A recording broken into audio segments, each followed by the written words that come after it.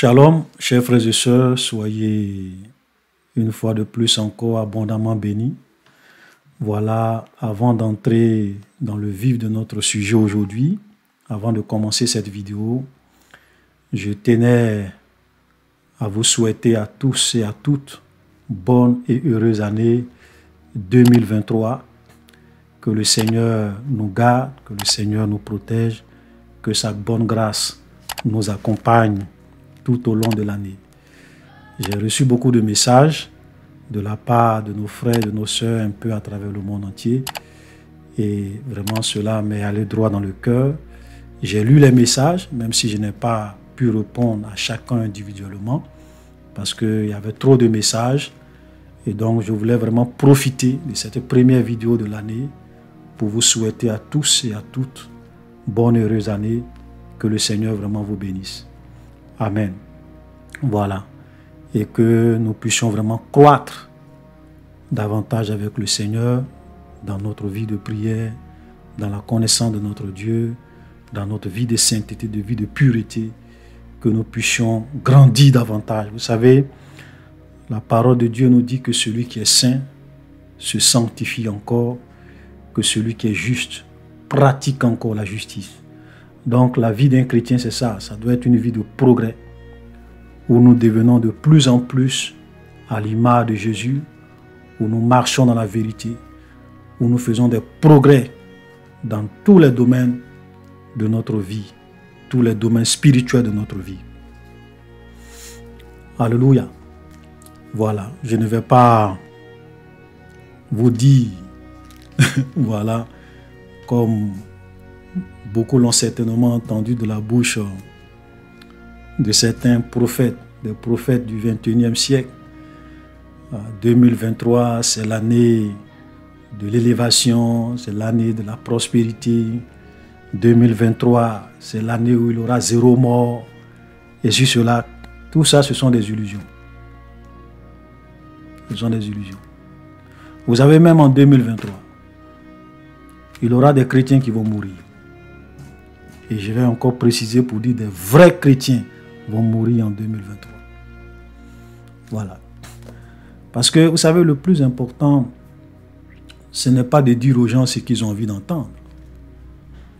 Ce qui est important, c'est de dire aux gens la vérité. Voilà. Mourir n'est pas un problème pour un chrétien. Même moi-même qui vous parle. Si dans le plan de Dieu pour moi, c'est que je meurs à la fin de ce mois, mais je vais mourir à la fin de ce mois. Ce n'est pas un problème. La Bible dit, heureux ceux qui meurent dans le Seigneur. On n'a pas dit malheur, on dit heureux ceux qui meurent dans le Seigneur, pour qu'ils se reposent de leurs travaux, car les œuvres les suivent. Donc mourir pour le Seigneur, c'est toujours une grande bénédiction. Voilà. C'est ça, le plus important, c'est de mourir dans la victoire, de mourir dans le Seigneur. Et tout véritable chrétien meurt selon le temps de Dieu pour lui. Amen. Donc, tous ceux qui vous disent 2023, 0 mort, c'est du trash. Tous ceux qui vous disent 2023, c'est l'année de la percée pour tous les chrétiens, c'est du trash. La Bible nous dit que les temps deviendront de plus en plus difficiles. Et la fin des temps sera des temps où il y aura beaucoup de détresse, beaucoup de tribulations, beaucoup de chaos, beaucoup de difficultés. Donc je peux vous dire sans être un prophète que 2023 ne sera pas mieux que les années passées. De façon générale dans le monde, hein, voilà. Je ne suis pas en train de voilà, vous souhaitez le malheur. 2023 ne sera pas mieux. 2024 ne sera pas mieux. Les temps deviendront de plus en plus difficiles. Il y aura le chaos dans les années qui arrivent. Donc il est vraiment important pour nous de nous armer de la pensée, de souffrir si la souffrance se présente devant nous. Il est temps pour nous de croire en ce que la parole de Dieu nous dit, que de croire aux illusions et aux mensonges des faux prophètes d'aujourd'hui, des gens qui ont la démangeaison de prêcher des choses agréables et des gens aussi qui ont la démangeaison d'entendre des choses agréables. Faisons beaucoup attention. Alléluia. Vous savez, l'une des raisons qui fait que beaucoup de chrétiens abandonnent la main de Dieu, c'est parce que le type de message qu'ils entendent, l'évangile qu'on leur prêche, voilà, font qu'ils ne sont pas des chrétiens qui intègrent la notion de la souffrance, la notion des épreuves, la notion des difficultés dans leur marche avec le Seigneur. Jésus a dit que celui qui ne prend pas sa croix pour le suivre n'est pas digne de lui. Donc tous ceux qui veulent une vie de confort, tous ceux qui veulent une vie de facilité, tous ceux qui veulent une vie de sans problème, ce n'est pas la peine de venir suivre Jésus. Je vous le dis en toute vérité. Parce que les temps qui arrivent seront des temps très difficiles. Vous pouvez écrire ça. Ça va arriver. Parce que Jésus l'a dit. Alléluia. Donc, soyons prêts à tout pour notre Dieu. Si nous vivons dans la paix, gloire à Dieu. Si la souffrance arrive, armons-nous de la pensée de souffrir pour la gloire et pour l'honneur de Dieu. Sinon, si vous écoutez tout ce qu'on vous dit aujourd'hui, tout ce qu'on vous chante aujourd'hui, sur les réseaux sociaux, les prophètes, les pasteurs, les bishops, qui ne font que vous dire des paroles agréables, quand les temps difficiles vont arriver, votre foi va s'écrouler. Alléluia. Quand l'apôtre Paul a rencontré Jésus et que Jésus s'est révélé à lui, et il était devenu aveugle à la suite de cette rencontre puissante avec le Seigneur Jésus. Et Dieu va envoyer Ananias pour aller prier pour Paul. Mais regardez ce que Dieu va dire à Ananias concernant Paul. Je vais juste lire ce verset qui est vraiment impressionnant. Actes chapitre 9, le verset 15. Mais le Seigneur lui dit, va, car cet homme, parlant de Paul, est un instrument que j'ai choisi pour porter mon nom devant les nations, devant les rois et devant les fils d'Israël. Je lui montrerai tout ce qu'il doit souffrir pour mon nom. Tout ce qui... Donc, Dieu dit à Ananias, va prier pour Paul. Et ce Paul-là, c'est mon serviteur, c'est quelqu'un que j'ai appelé pour aller annoncer l'évangile devant les rois, devant les nations. Mais je vais lui montrer tout ce qu'il va subir, et il va beaucoup souffrir pour mon nom. Waouh! Waouh! Alléluia! Donc le plan de Dieu pour Paul, ce n'était pas une vie de confort, une vie de prospérité. C'était une vie de souffrance pour la cause de l'évangile. Amen. C'est vrai, ce n'est pas que nous aimons la souffrance. Personne ne prend plaisir à souffrir. Mais moi-même, si tu me demandes, frère Olivier, si tu as le choix entre vivre une vie de confort à quelque part, voilà, dans une grande villa, et puis aller souffrir pour le Seigneur, qu'est-ce que tu vas choisir? Si tu as le choix, tu choisis quoi? J'ai dit, moi, je préfère aller vivre une vie de confort dans une grande villa. Mais la vérité, c'est quoi? La vérité, c'est que les voies de Dieu ne sont pas toujours nos voies, et les pensées de Dieu ne sont pas toujours nos pensées, et les projets de Dieu pour nous ne sont pas toujours ceux à quoi nous nous attendons. Souvent, ça peut être la souffrance, les épreuves, les difficultés, et même la mort comme un martyr pour la cause du Seigneur.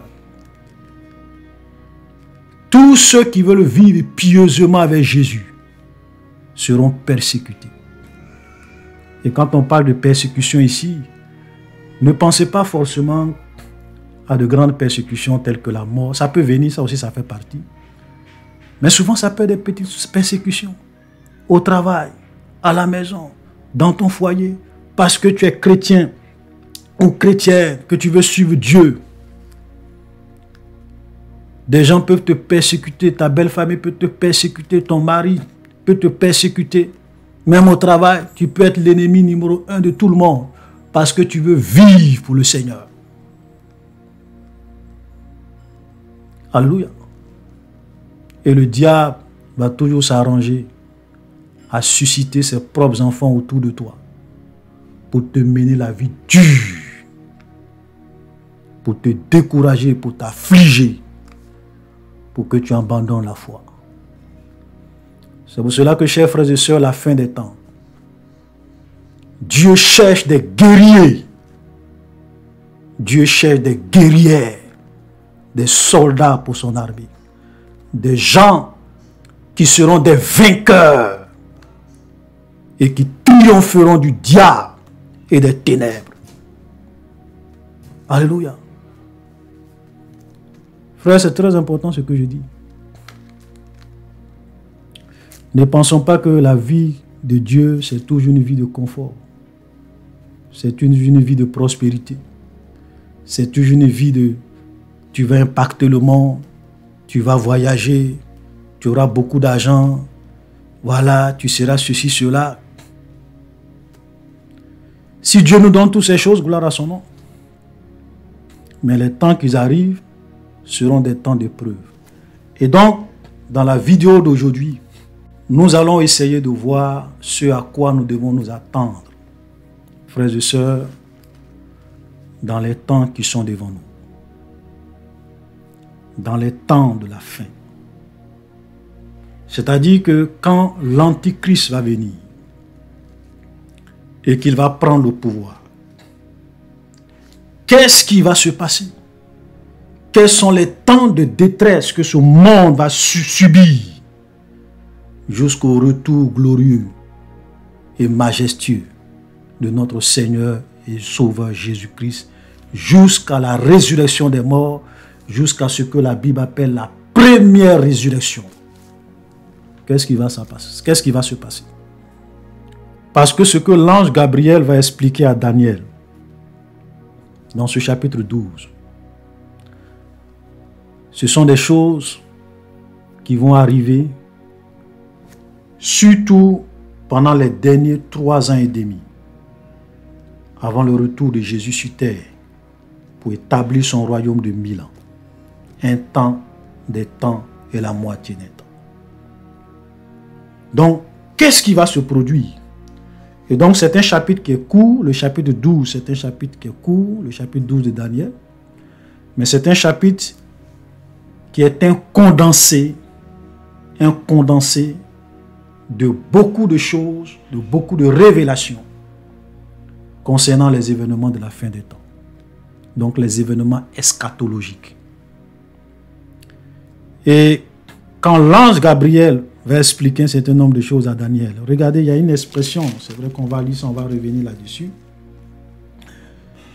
Daniel chapitre 12, le verset 7, « Et j'ai entendu l'homme vêtu de lin qui se tenait au-dessus des eaux du fleuve.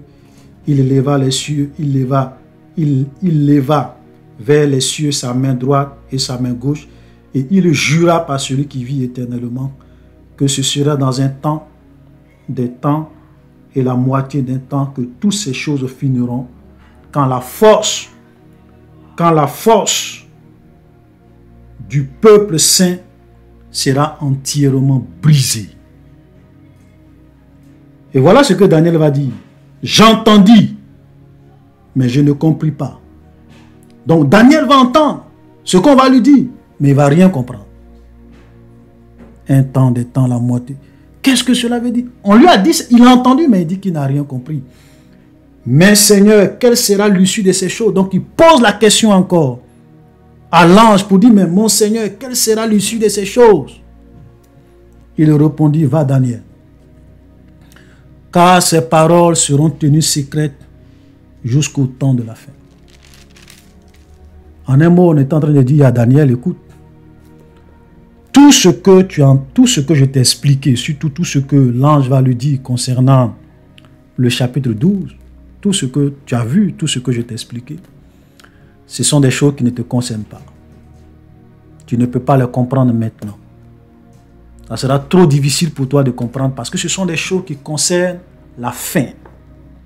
Et quand la fin va arriver, et nous sommes les chrétiens de la fin, nous sommes l'église. Ok? Nous sommes l'église du Seigneur. Et nous sommes encore, je pourrais même dire, l'une des générations qui verra le retour de Jésus. Amen. Et donc, à la fin, ces paroles seront tenues secrètes et scellées jusqu'au temps de la fin. Et les gens vont lire cette prophétie. Et ils vont comprendre de quoi il s'agit. Alléluia. J'aimerais ouvrir une parenthèse.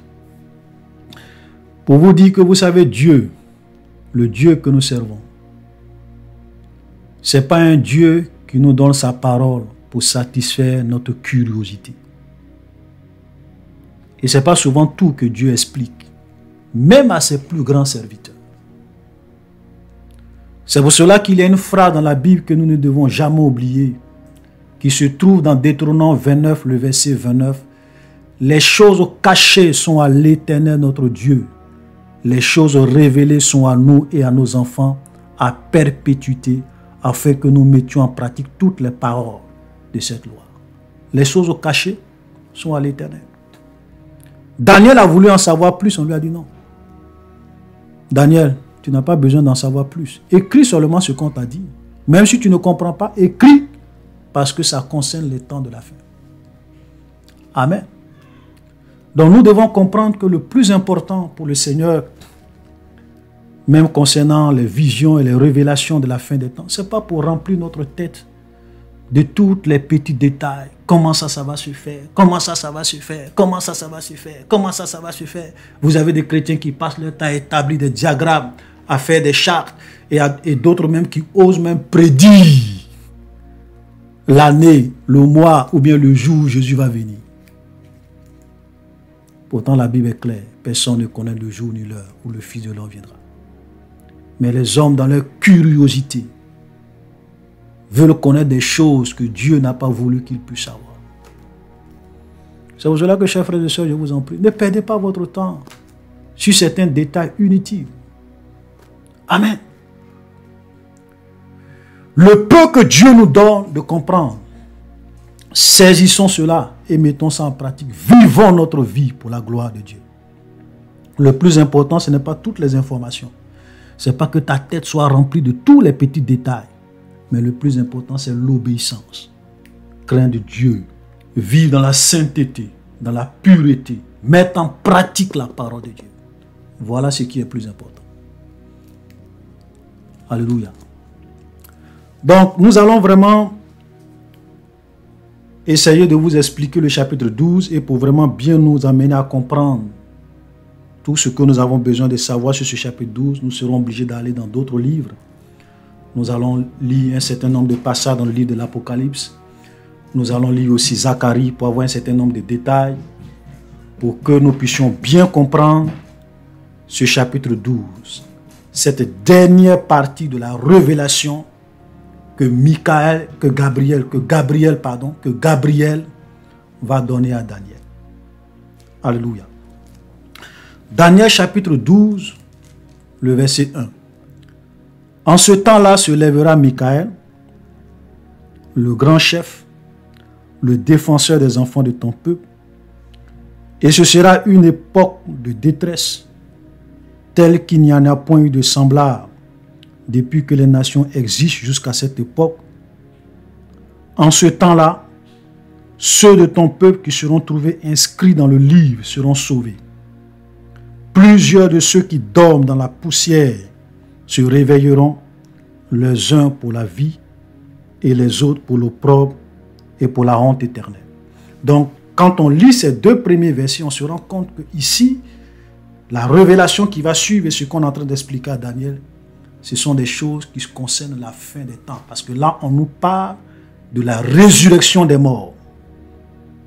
Et on nous parle des deux types de résurrection des morts. La résurrection des justes, parce qu'il y aura une première résurrection, ce que la Bible appelle la première résurrection. qui concerne tous ceux qui auront cru en Dieu, qui concerne tous ceux qui auront même été tués pendant le règne de l'Antichrist, parce qu'il aura l'enlèvement. Donc, dans la première résurrection, je pourrais même dire que dans la première résurrection, il y aura deux phases. Il y aura une première phase où, ça c'est l'enlèvement de l'Église, où les gens vont être enlevés pour aller avec le Seigneur à la rencontre du Seigneur dans les airs. Et puis, pendant le jugement de Dieu, pendant la colère de Dieu sur la terre, pendant le règne de l'Antichrist où la marque de la bête va être implantée dans ce monde, des gens beaucoup vont se réveiller, certains païens vont se rendre compte que tout ce que les chrétiens disaient était vrai. Voilà. Peut-être qu'ils seront là obligés d'aller sur Internet pour écouter les rares messages des vrais serviteurs de Dieu qui seront déjà enlevés. Et beaucoup vont comprendre l'évangile. Ils vont accepter Jésus. Ils vont donner leur vie à Jésus. Mais sauf que l'Église est déjà partie et eux, ils seront vraiment tourmentés. Ils vont beaucoup souffrir entre les mains de l'Antichrist parce qu'ils vont refuser de prendre la marque de la bête. Tout cela va être tué. Et quand le Christ arrive à la fin des temps, tout cela encore, tous ceux qui ont été tués pendant le règne de l'Antichrist vont être ressuscités. Donc toute cette première phase de la résurrection qui se fait en deux étapes, c'est ce que la Bible appelle la première résurrection. Et dans le livre de l'Apocalypse, il nous est dit, c'est vraiment important que nous puissions lire un peu les Écritures. Aujourd'hui, nous allons beaucoup lire un peu le livre de l'Apocalypse. Parce qu'il y a des choses que nous avons besoin de comprendre. Amen. Apocalypse chapitre 20. Apocalypse chapitre 20. À partir du verset 4. Et je vis des trônes, et à ceux qui s'y assis fut donné le pouvoir de juger. Je vis les âmes de ceux qui avaient été décapités à cause du témoignage de Jésus, à cause de la parole de Christ, et de ceux qui n'avaient pas adoré. Écoutez bien, et de ceux qui n'avaient pas adoré la bête ni son image, et qui n'avaient pas reçu la marque sur leur front et sur leurs mains. Il revint à la vie, et il régnait avec Christ pendant 1000 ans. Alléluia. Verset 6. Heureux et saints ceux qui ont part à la première résurrection. La seconde mort n'a point de pouvoir sur eux. Ils seront sacrificateurs de Dieu de Christ et ils régneront avec lui pendant 1000 ans. Alléluia. Donc nous sommes pratiquement ici à la fin des temps. Ça c'est la première résurrection et il y aura la résurrection des morts. Après le règne de 1000 ans, il y aura la résurrection des morts. Où tous les païens qui ont vécu loin de Dieu, dans le péché, dans la rébellion, dans la pornographie, dans l'immoralité, dans l'adultère, dans le mensonge, et qui ont refusé d'accepter Christ comme leur Seigneur et leur Sauveur, qui ont rejeté le sacrifice de Christ à la croix pour leur salut, ils vont revenir à la vie. Et la Bible dit que des livres vont être ouverts. Il aura le livre de la vie et il aura des livres. La mort et le séjour des morts vont rendre les morts qui sont en eux. La mer va rendre les morts. Et la Bible dit que ces morts qui sont revenus à la vie, ils vont être jugés selon leurs œuvres, d'après ce qui était écrit dans ces livres. Et je laisse-moi te dire, frères et sœurs, depuis que tu es né dans ce monde et que tu as atteint l'âge de la conscience, il y a un livre chez Dieu qui porte ton nom, le livre de tes œuvres. Et à la résurrection de toutes choses, à la résurrection des morts, si tu meurs sans Christ, parce que c'est seul Jésus qui peut prendre ton nom du livre, ou bien j'ai envie de dire des livres de la mort, pour écrire ton nom dans le livre de la vie. Seul Christ, seul l'agneau de Dieu, immolé pour tes péchés, peut te sauver. Si tu meurs sans Jésus, tu vas faire face au livre de ta vie, au film de ta vie, au CD de ta vie, au DVD de ta vie. Et la Bible dit, quiconque ne fut pas trouvé écrit dans le livre de vie, fut jeté dans l'étang de feu et de soufre. C'est la seconde mort. Mais tous ceux qui ont cru en Jésus, qui ont participé à l'enlèvement de Jésus et même qui sont morts pendant le règne de l'Antichrist et que Jésus va ramener à la vie. Tous ceux-là qui vont faire partie de la première résurrection, la seconde mort n'a pas de pouvoir sur eux. Plus jamais, ils ne vont subir la seconde mort. Ils ne peuvent plus jamais aller à l'enfer. Jésus les a sauvés et les a blanchis par son sang. Ils ont lavé leur robe dans le sang de l'agneau. Alléluia. Si tu n'as pas encore accepté Jésus, ou si ta vie est un pied dedans, un pied dehors, en train de suivre les faux pasteurs, en train de suivre les faux prophètes, en train de suivre les ouvriers trompeurs, avec les paroles mielleuses, tu te dis chrétien, mais quand toi-même tu t'assois au plus profond de toi-même, que tu réfléchis à ta vie, tu sais que tu n'es pas un enfant de Dieu. Tu vis dans le péché, dans l'immoralité, dans l'adultère, dans l'ivrognerie, dans les œuvres de la chair. Toi-même, tu sais que tu n'es pas sauvé. Alléluia. Laisse-moi te dire, accepte Jésus. Change de vie. Que cette année 2023 soit pour toi une année où tu vas te réconcilier avec ton Dieu. Changer de mentalité, changer de direction. Parce que le chemin sur lequel tu es, c'est le chemin de la mort. Jésus est venu pour te donner la vie. Amen. C'est un conseil que je te donne. Tu peux ne pas me croire. Alléluia. Vous savez, Jésus a dit quelque chose de clair. Il dit, celui qui entend ma parole et qui la rejette a déjà son juge. La parole que j'ai annoncée, c'est elle qui va le juger au dernier jour. Amen. Donc, prends garde à ce que tu entends. Prends garde à l'offre que Jésus te donne pendant que tu es vivant sur la terre. Parce que le temps arrive où il sera trop tard. Alléluia. Donc nous allons revenir. Nous allons maintenant essayer d'expliquer étape par étape certaines vérités que Gabriel a données à Daniel et que même Daniel en son temps n'a pas compris. En ce temps-là se lèvera Michael, le grand chef, le défenseur des enfants de ton peuple, et ce sera une époque de détresse telle qu'il n'y en a point eu de semblable depuis que les nations existent jusqu'à cette époque.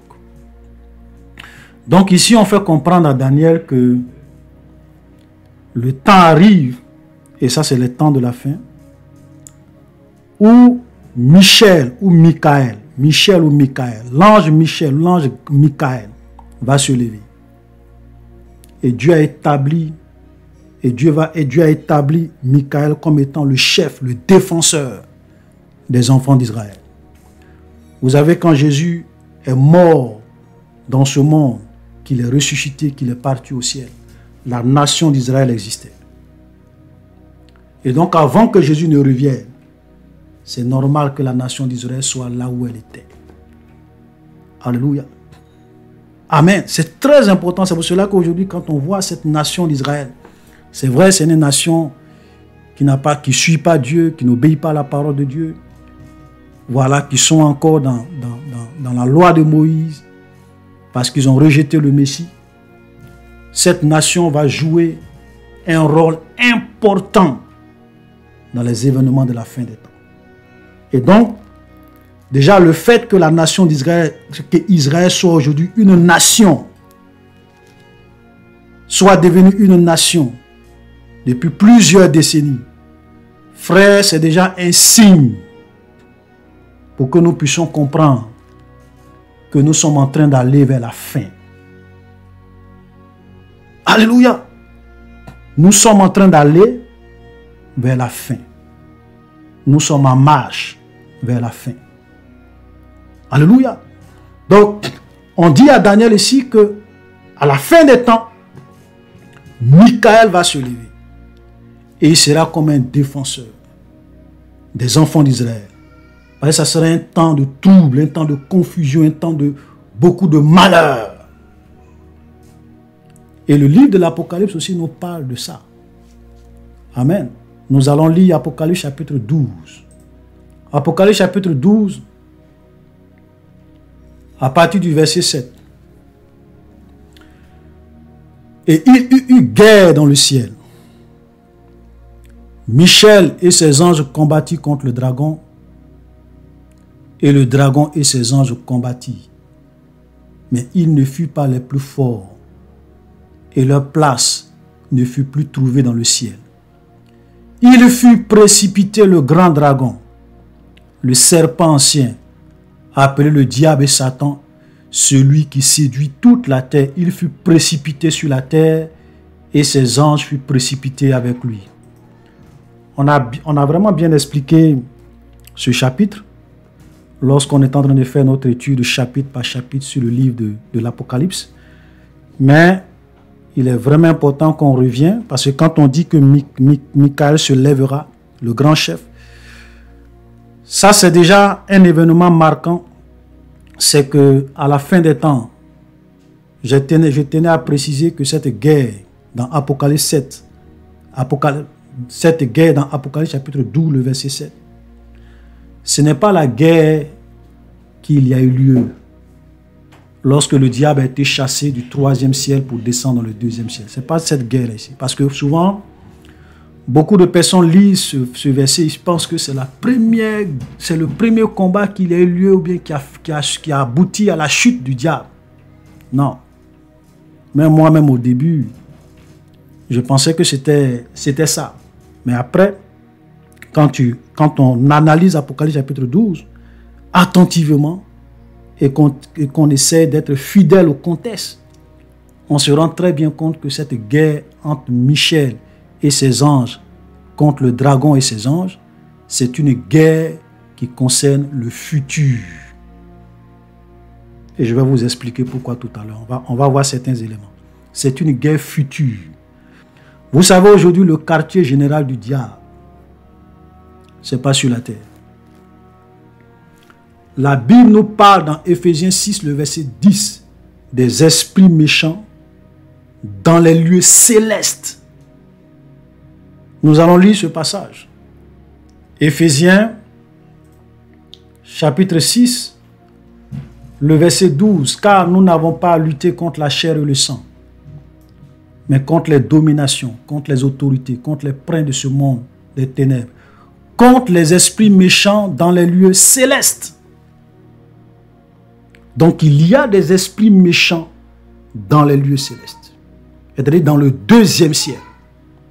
Et le quartier général du diable se trouve dans le 2e ciel. D'autres vont vous parler du monde de Pandémonium. Voilà. D'autres vont vous parler du monde spirituel, d'autres vont vous parler du 2e ciel.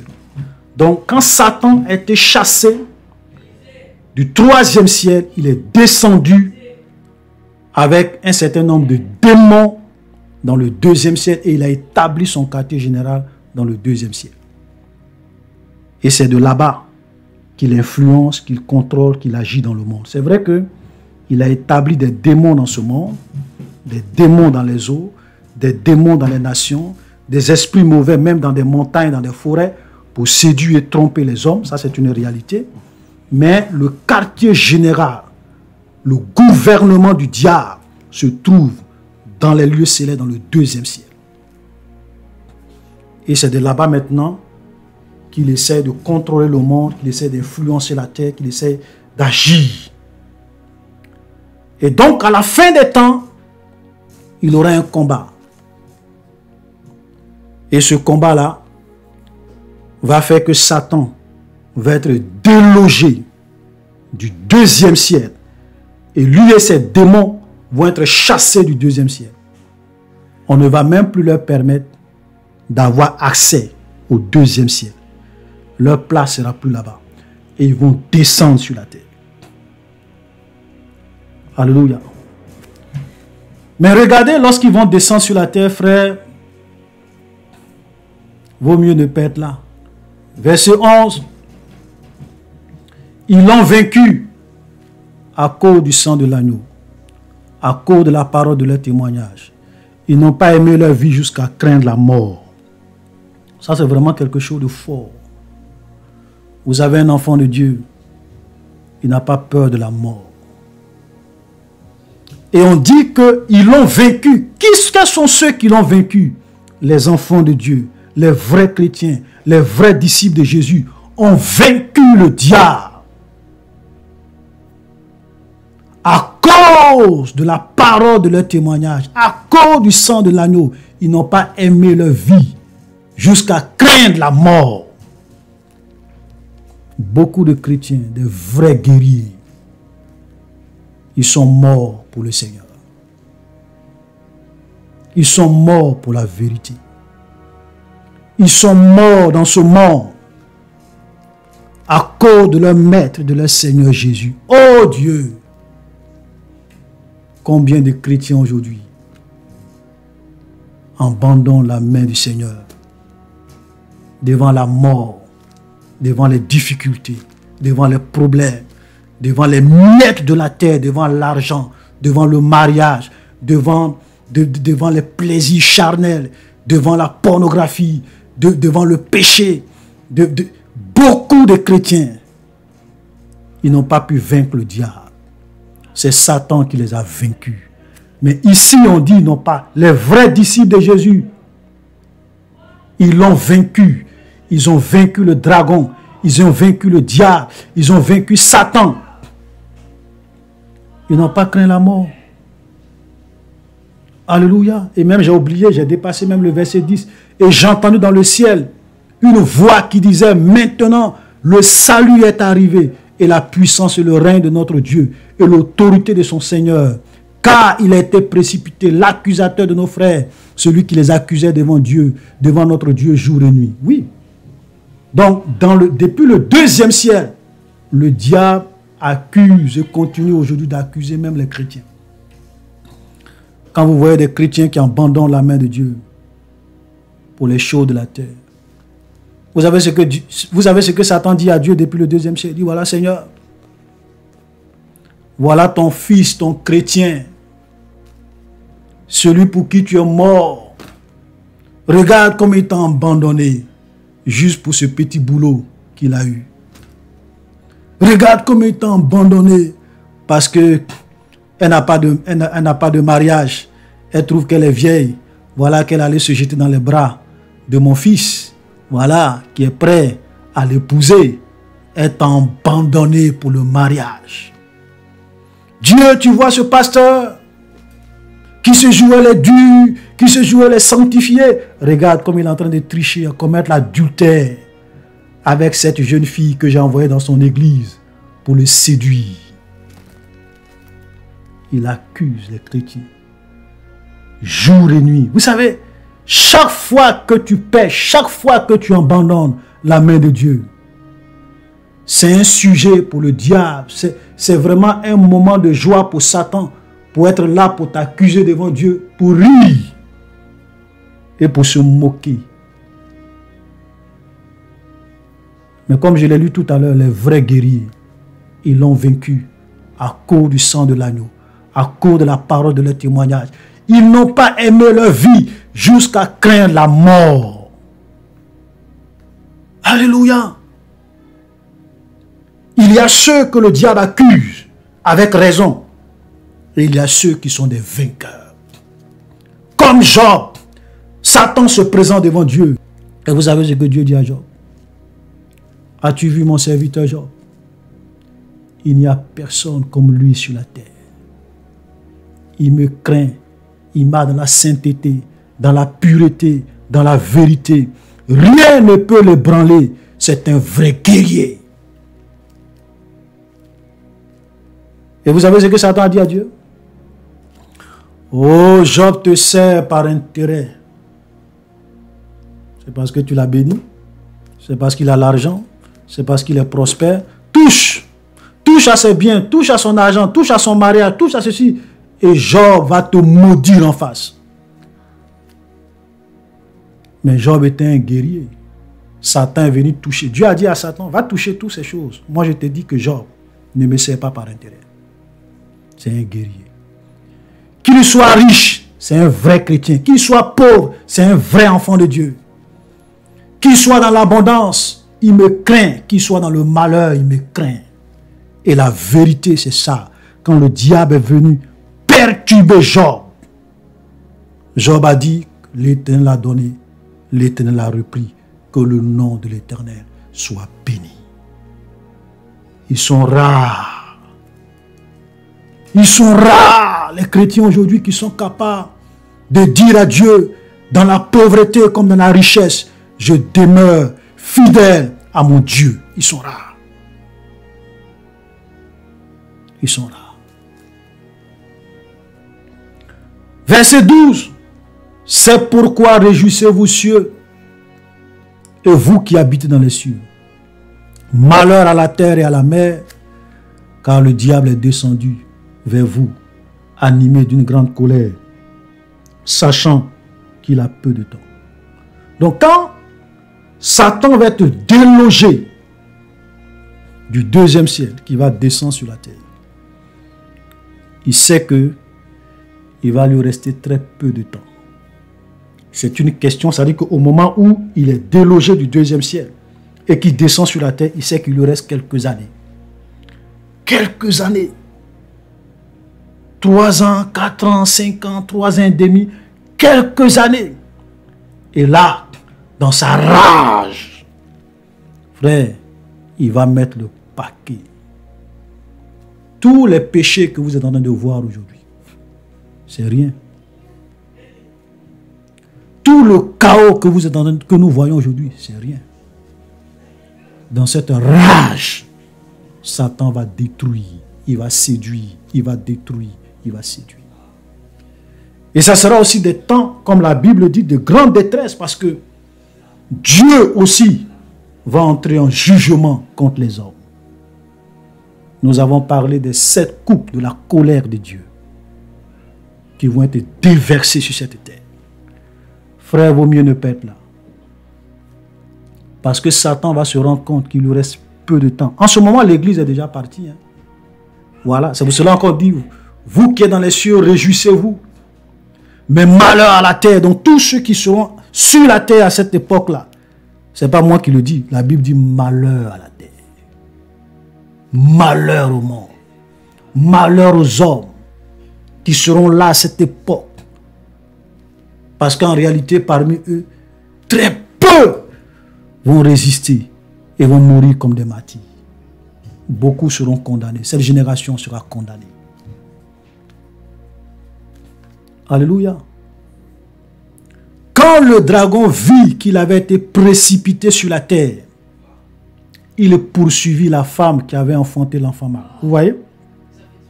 Donc déjà, ce verset-là nous montre clairement que la femme était déjà sur la terre. Cette femme qui n'est rien d'autre que la nation d'Israël. On l'a expliqué. Voilà. Donc je ne vais pas revenir ici là-dessus. On l'a expliqué quand on faisait l'étude sur le livre de l'Apocalypse. Cette femme de qui le Messie est sorti, de qui l'enfant mâle qui est Jésus, qui allait perdre les nations, est rentré dans ce monde, c'est la nation d'Israël. Jésus a été clair, il a dit que le salut vient des Juifs. Ce n'est pas que les Juifs soient un peuple spécial. Dieu aurait pu choisir un peuple africain, un peuple chinois. Dans sa souveraineté, il a décidé de faire alliance avec Abraham, de choisir un peuple pour qu'au travers de ce peuple-là, le Messie puisse venir. Ce n'est pas que la nation d'Israël soit une nation spéciale, non. Souvent, les gens ne comprennent pas ça. Oui, pourquoi Jésus était blanc? Vous pensez que Dieu, il est blanc? Vous pensez que le Jésus qui vient, il est blanc? Souvent, les gens sont dans des futilités. Quelqu'un dont le corps brille comme le soleil. Tu as une fois vu la couleur de peau de Jésus? C'est vrai que quand il était dans ce monde, il est venu dans une chair humaine. Donc, il était obligé d'avoir la même couleur de peau que les Juifs. Mais même nous, lorsque nous serons ressuscités, nous serons comme Jésus. Nous aurons la même des corps de gloire que Jésus avait lorsqu'il est ressuscité. Ce corps qui est capable de défier les lois de la nature, disparaître et réapparaître. Amen. Dieu est le Dieu de toutes les races, de toutes les couleurs, de toutes les langues, de tout peuple, de toute nation. Amen. Parce qu'il y a un seul homme que Dieu a créé dans ce monde, Adam et Ève. Nous sommes tous descendants d'Adam et Ève. C'est malheureux de voir des chrétiens en train de se battre. Non, Jésus est chrétien, Jésus était noir. Non, Jésus était ceci. Oh, restez dans vos débats stériles. Le diable va vous séduire. Le racisme vient du diable. Et quand je parle de racisme, ce n'est pas les blancs seulement qui sont... Même il y a des noirs qui sont racistes. C'est pour cela qu'ils vont faire des conférences pour dire « Ah, Jésus était noir ». On s'en fout si Jésus était noir. Même si Jésus était chinois, on s'en fout. Même si Jésus était, je ne sais pas, indien, on s'en fout. Amen. Le jour vient où nous tous, nous allons revêtir des corps de gloire. Plus de noirs, plus de blancs, plus de chinois. Nous serons comme les anges dans le ciel. Alléluia. Donc ici, on dit que quand le dragon vit qu'il avait été précipité, il poursuivit la femme qui avait enfanté l'enfant mâle. Et les 2 ailes du dragon furent données à la femme. Donc ça montre quoi? Ça nous montre clairement que au moment où le dragon est précipité sur la terre, la femme était déjà sur la terre. Donc Israël existait déjà sur la terre. C'est pour cela qu'il va poursuivre la femme. Parce que quand il va se rendre compte qu'il ne lui reste plus de temps, qu'il a été précipité sur la terre, il va réellement maintenant aller contre cette femme, contre la nation d'Israël. Et comme je le disais, la nation d'Israël sera l'une des pierres d'achoppement à la fin des temps. C'est là que la guerre d'Armageddon va se dérouler contre la nation d'Israël. Nous allons lire ça tout à l'heure dans Zacharie. Alléluia. Donc, ça c'est une preuve pour vous montrer clairement que cette guerre dont il est question ici, ce n'est pas la première guerre où Satan a été chassé du 3e ciel pour descendre dans le 2e ciel. Non, ça c'est une guerre future. Donc cette guerre est une guerre qui aura donc lieu à la fin des temps. Et regardez le verset qui suit. Verset 14. Et les 2 ailes du dragon furent données à la femme, afin qu'elle s'envolât au désert vers un lieu où elle est nourrie un temps, des temps, et la moitié d'un temps loin de la face du serpent. Donc vous comprenez? Donc cette femme va être gardée, va être protégée contre les assauts du diable. Parce que Satan va vouloir la détruire. Et regardez, on dit qu'elle sera secourue, elle sera gardée, préservée. Pendant combien? Un temps, des temps, et la moitié d'un temps loin de la face du serpent. Voilà une autre preuve que c'est vraiment une guerre qui se rapporte pratiquement à la fin des temps. Donc quand le diable descend, il ne lui reste même plus 5 ans. Il ne lui reste même plus 5 ans. On dit un temps, des temps et la moitié d'un temps. Et donc quand Satan arrive sur la terre, il va décider, écoutez-moi très bien, de réellement établir un gouvernement mondial. C'est vrai que ça va déjà commencer, peut-être même avant qu'il n'arrive. Mais quand il va venir, l'antichrist réellement va agir. Parce que n'oubliez pas, quand l'antichrist va venir, j'ai envie de dire qu'il aura 2 phases pendant son règne. Une première phase de 3 ans et demi. Ok? Et la Bible nous dit, comme nous l'avons vu sur les 70 semaines de Daniel, à la moitié de la dernière semaine, il va rompre l'alliance. Et il va réellement agir véritablement, ok, pendant les derniers 3 ans et demi. Un temps, des temps et la moitié des temps. Et quand l'Antichrist va venir, laissez-moi vous dire que les Juifs, dans un premier temps, ils vont réellement l'accepter comme leur Messie. Ils vont l'accepter comme celui qu'ils attendaient. Parce que quand vous allez aujourd'hui en Israël, beaucoup de rabbins, même c'est pour cela qu'ils ont crucifié Jésus, ils n'ont pas reconnu, ok, leur Messie. Donc les Juifs, beaucoup de rabbins, beaucoup de Juifs attendent leur Messie. Et quand l'Antichrist va venir, ils vont l'accepter comme leur Messie. Amen. Et à cette époque, qu'est-ce que Dieu va faire? Pour sauver un certain nombre, pour sauver un reste d'Israël. Dieu va permettre à ce que ces deux témoins, deux prophètes, Dieu va envoyer deux prophètes en Israël, plus précisément à Jérusalem. Il va leur donner le pouvoir de prophétiser pendant 1260 jours. Nous allons lire cela parce que c'est très intéressant.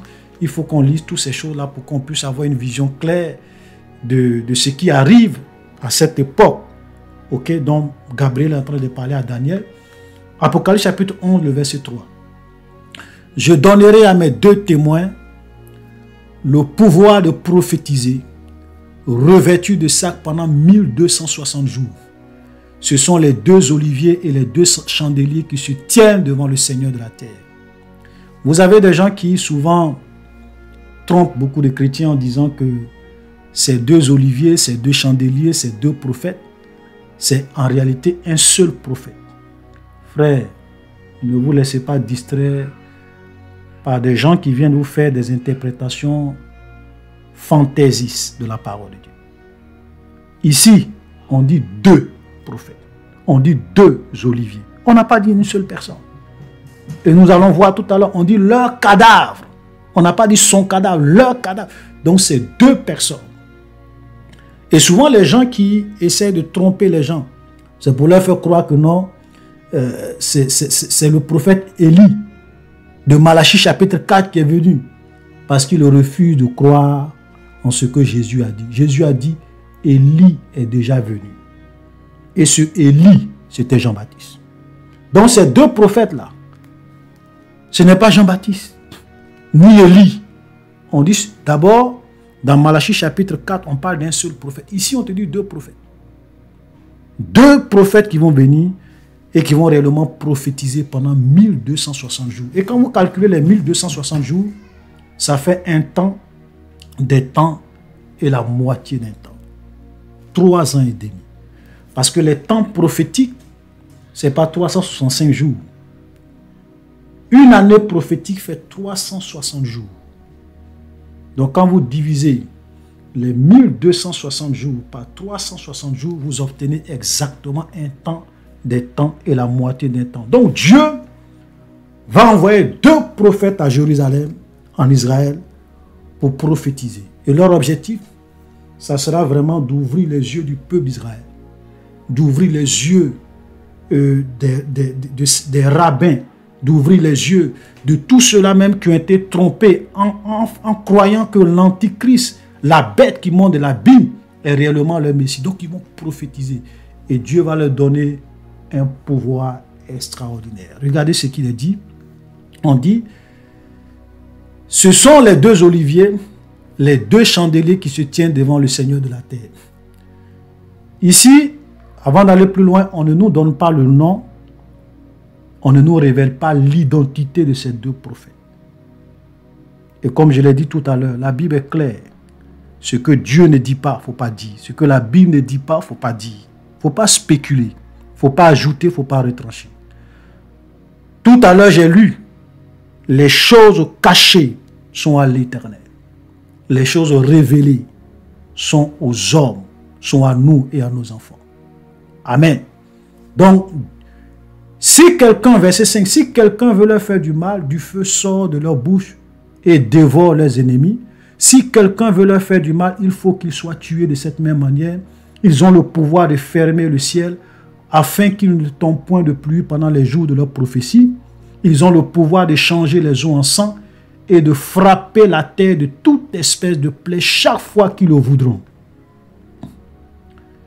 C'est-à-dire que Dieu va donner à ces deux prophètes un pouvoir, une autorité inimaginable. C'est-à-dire que si tu veux les tuer par poison, toi-même tu vas mourir empoisonné. Tu veux venir les tuer en explosant une bombe à côté d'eux, toi-même avant que tu les atteignes, ta bombe là, ça va exploser sur toi. Tu veux prendre, je ne sais pas, une arme, ok, ou bien une roquette pour aller les tuer, toi-même, tu vas mourir de cette même manière. Extraordinaire. Et Dieu va leur donner le pouvoir même de changer l'eau en sang et de frapper la terre de toute espèce de plaie chaque fois qu'ils le voudront. Et ils vont fatiguer les habitants de la terre. Ils vont tourmenter le monde. Ça sera pouvoir contre pouvoir. Puissance contre puissance. Parole contre parole. Extraordinaire. Et tout ça, Dieu le fait pourquoi? Pour que les hommes et surtout la nation d'Israël puissent comprendre qu'ils ont déjà abandonné leur Messie et que celui qu'ils ont considéré comme le Messie n'est pas le Messie. Le verset qui suit. Quand ils auront achevé leur témoignage, la bête qui monte de l'abîme leur fera la guerre, les vaincra et les tuera. Ça, c'est une réalité. Frère, aucun serviteur de Dieu ne peut mourir avant son temps. Personne ne peut mettre un terme à la vie d'un vrai serviteur, d'un vrai chrétien avant son temps. C'est lorsqu'ils auront fini, parce que Dieu leur a donné 1260 jours pour rendre leur témoignage, pour prophétiser. Quand ils auront fini leur témoignage, Dieu va permettre à ce que la bête qui monte de l'abîme puisse réellement venir les combattre et les vaincre. Et pourquoi Dieu même va permettre à ce qu'ils meurent? Parce que par la suite, vous allez voir, Dieu veut faire éclater sa gloire. Pour montrer à la nation d'Israël que vous vous trompez. Ce que ces deux prophètes ont prophétisé est la vérité. Alléluia. Regardez. Et leurs cadavres seront sur la place de la grande ville, qui est appelée dans un sens spirituel Sodome et Gomorrhe, là où le Seigneur a été crucifié. Dans quelle ville leur Seigneur a été crucifié? Qui est leur Seigneur? C'est Jésus-Christ de Nazareth. Et où est-ce que le Seigneur a été crucifié? À Jérusalem. Et comment on appelle Jérusalem ici? Dans un sens spirituel, Sodome et Gomorrhe. C'est pour cela que c'est une honte de voir les chrétiens organiser des pèlerinages pour aller à Jérusalem. Pour dire non, on s'en va en pèlerinage à Jérusalem. Je suis allé devant le mur de lamentation pour prier. Tu es un idolâtre. Tu es un mouchriki. Jésus n'a jamais dit ça. Jésus a dit à cette femme samaritaine, l'heure vient où ça ne sera plus sur cette montagne, ni à Jérusalem. Et je pourrais même ajouter, ni devant un mur, qu'on appelle un mur de lamentation, que vous allez adorer Dieu. Car Dieu est esprit. Et ceux qui l'adorent en esprit et en vérité. Donc vous allez faire vos pèlerinages dans une ville qu'on appelle dans un sens spirituel Sodome et Gomorrhe. Parce qu'ils ont abandonné leur Messie. Ils ont abandonné le ressuscité du troisième jour. Jésus-Christ de Nazareth, le roi des rois, le lion de la tribu de Juda, le triomphateur de la mort. Heureux ceux qui n'ont pas vu et qui croient. Je n'ai pas besoin d'aller voir le tombeau de Jésus pour croire que Jésus est ressuscité, n'est plus dans le tombeau. Alléluia. Non, on va aller faire pèlerinage à Jérusalem. Vous êtes devenus des musulmans. Vous avez un lieu de pèlerinage. Oh boy. Et vous voyez des chrétiens qui dépendent des millions pour aller vraiment s'emmerder avec des futilités. Et souvent même quand les rabbins juifs le voient, eux-mêmes ils sont énervés. Oui. Vous savez que les rabbins juifs, les vrais, ils n'aiment pas les chrétiens. Souvent même ils insultent les chrétiens, ils disent que vous adorez un homme, l'un de nos frères que nous avons tué, parce qu'on n'a pas cru en lui, se faisait passer pour le Messie, on l'a tué. Et vous venez nous embrouiller. Les vrais rabbins juifs, toi un chrétien, tu ne peux pas t'arrêter devant un vrai rabbin juif et lui parler de Jésus. Il y a longtemps, il t'a mis à ta place. Alléluia. Arrêtez tout ça. Ok? Dans cette ville appelée dans un sens spirituel, Sodome et Égypte, là où le Seigneur a été crucifié, des hommes d'entre les peuples, les tribus, les langues, les nations verront leurs cadavres pendant 3 jours et demi, et ils ne permettront pas que leurs cadavres soient mis en sépulcre. Et à cause d'eux, les habitants de la terre se réjouiront, seront dans l'allégresse. Ils s'enverront des présents les uns aux autres. Ils vont s'envoyer des cadeaux. Parce que ces deux prophètes, vous avez bien vu, hein, on n'a pas dit un seul prophète, on dit parce que ces deux prophètes ont tourmenté les habitants de la terre. Tellement que ces deux prophètes les ont traumatisés. Tellement que ces deux prophètes les ont fatigués par les miracles et les prodiges qu'ils faisaient. Quand ils vont mourir, les habitants de la terre vont dire non, ceux-là, on ne peut pas permettre à ce qu'on les enterre. On ne doit pas les enterrer. Non, non, non, non, impossible. C'est-à-dire que si on les met dans un cercueil pour aller les enterrer, c'est qu'on leur a donné trop d'honneur. Leurs cadavres seront là, ça va pourrir. On ne permettra pas ce qu'on les enterre. Alléluia. Mais Dieu va le confondre pour faire éclater sa gloire. Verset 11. Après les 3 jours et demi, un esprit de vie venant de Dieu entrant en eux, et ils se tinrent sur leurs pieds, et une grande crainte s'empara de ceux qui le voyaient. Et ils entendirent du ciel une voix qui disait, montez ici, et ils montaient au ciel dans la nuée, leurs ennemis le virent. Après, à cette heure-là, il y eut un grand tremblement de terre. La 10e partie de la ville tomba. 7000 hommes furent tués dans ce tremblement de terre, et les autres furent effrayés et donnaient gloire au Dieu du ciel. Vous comprenez? Donc quand les gens vont laisser leur corps et ils vont refuser qu'ils soient enterrés, après 3 jours et demi, ils vont être ressuscités. C'est-à-dire qu'un esprit de vie va venir et ils vont être ressuscités en live. En live. Et la Bible dit que leurs ennemis les virent.